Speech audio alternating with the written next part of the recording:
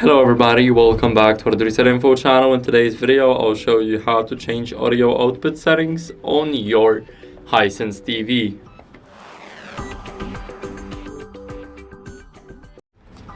So first, what you guys want to do is go over to settings. Now in those settings, go to sound and then select audio output settings.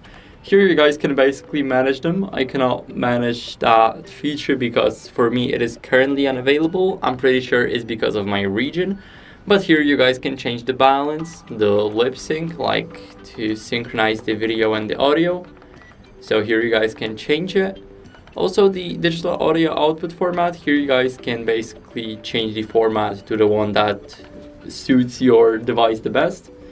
And here we have the output delay. So it will basically be a delay between the sound that you get from TV until you hear it on, let's say, your speakers.